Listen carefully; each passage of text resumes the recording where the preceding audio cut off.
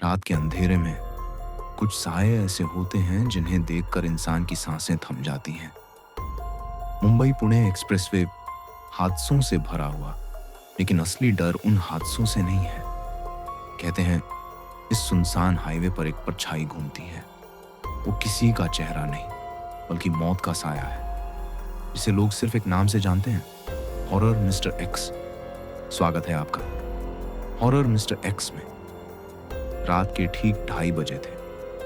Mumbai Pune expressway पर 5 दोस्त अपनी कार से लौट रहे थे। अजय, उसकी गर्लफ्रेंड नेहा, सौरभ, उसकी गर्लफ्रेंड रिया और उनका पुराना दोस्त विवेक। सड़क सुनसान थी।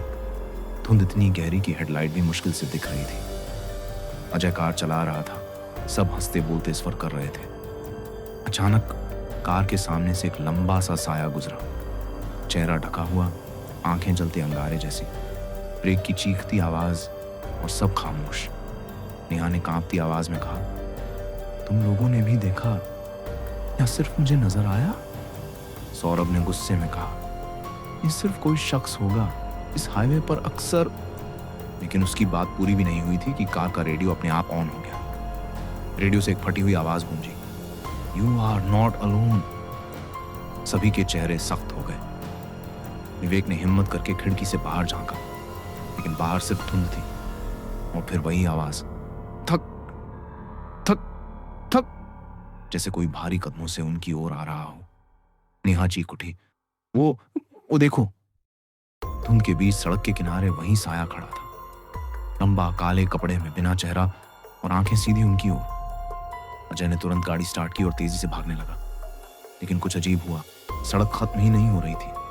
बार बार वही मोड़, वही पेड़, वही साइन बोर्ड। रिया घबराकर बोली, हम फंस गए हैं, ये जगह हमें छोड़ ही नहीं रही। तभी पीछे बैठे सौरभ ने महसूस किया उनकी सीट के बीच में कोई और भी बैठा है। धीरे धीरे उसकी गर्दन घूमी और उसने कहा, अब तुम सब मेरे हिस्से हो। सभी चिल्लाए, कार हिलने लगी, शीशे अपने आप टूट गए और अगले ही पल सड़क सुनसान हो गई। कोई कार नहीं, कोई दोस्त नहीं, बस धुंध और गूंजती हुई आवाज।